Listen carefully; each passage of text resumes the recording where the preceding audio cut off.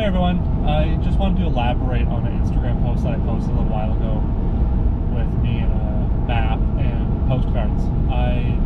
Basically what I do is I just went to the city tourist building and got a couple maps that have like the streets and everything's like laid out really well.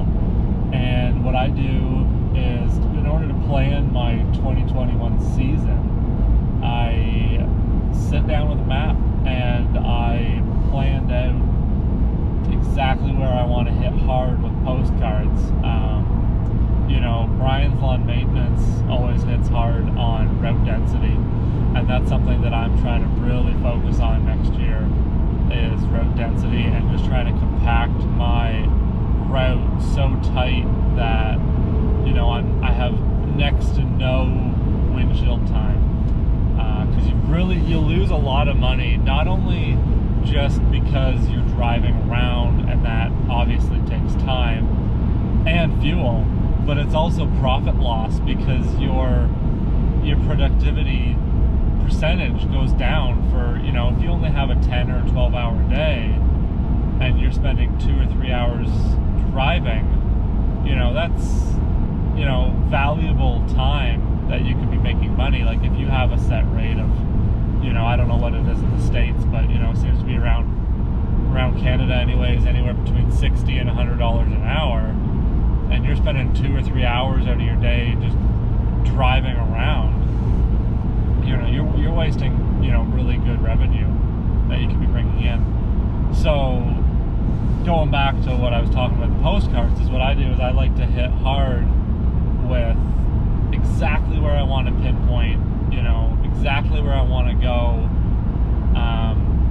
So I'll circle the area on the map that I want to go, and then I'll just do drive-bys. I'll drive by the neighborhoods, not like a creep or anything, but drive by the neighborhoods, and I'm looking for a few different things. I'm looking for what's the grading and what's the sloping of the property.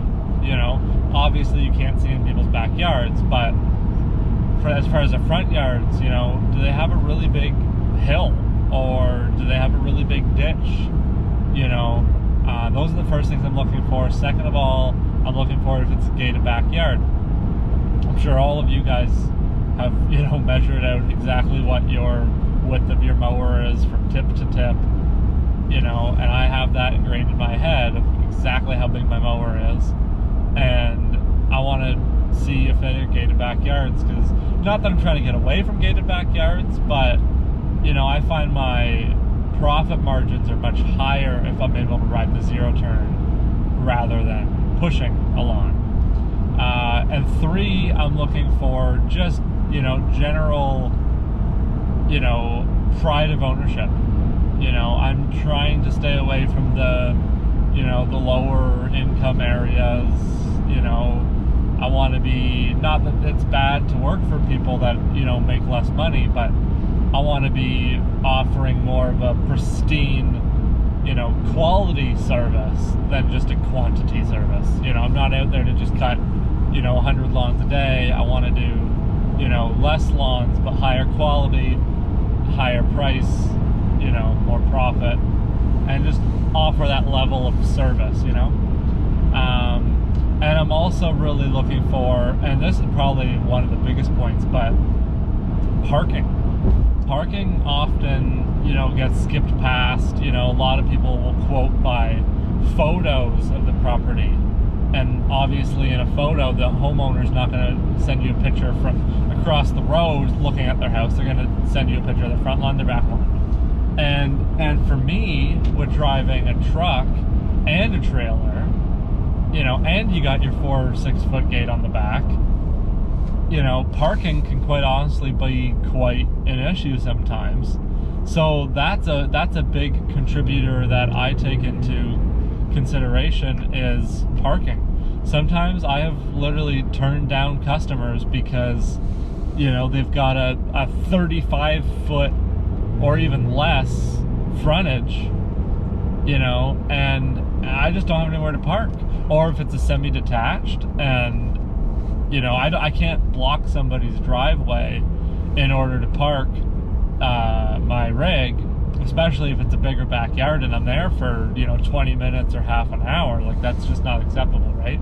So that's another big thing I take into consideration. And also if the street's really busy, like if it's a really busy street, there's no parking, I just generally try and stay away from those ones, because it's too inconvenient, it's dangerous. Yeah, I put cones out and stuff, but people just aren't happy that they have to wait to cut into the oncoming lane to be able to pass you. They don't like that. So I try and stay away from those ones. There's also a couple ones that I've passed up on that are on like an 80 kilometer zone highway, and their driveway is so small that I don't have anywhere to turn around in the driveway, and I don't want to back in my truck and trailer off of a 80 kilometer zone road, because that's dangerous too. So I've turned down those as well. So those are a few things that I take into consideration about looking at potential customers and where I try and pinpoint exactly where I want to be.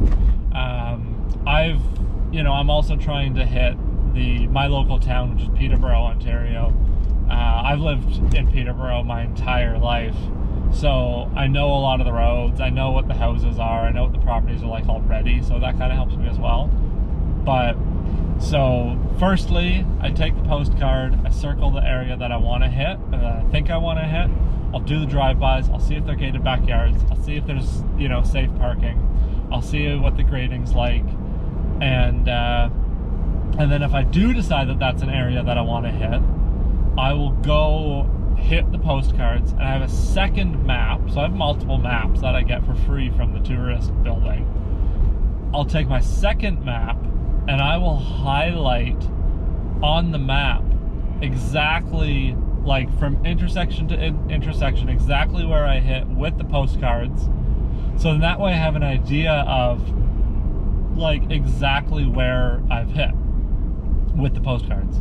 And then with the third map, I highlight, I just put like a little dot exactly where my current clients are, so I can have a picture of exactly where all my clients are.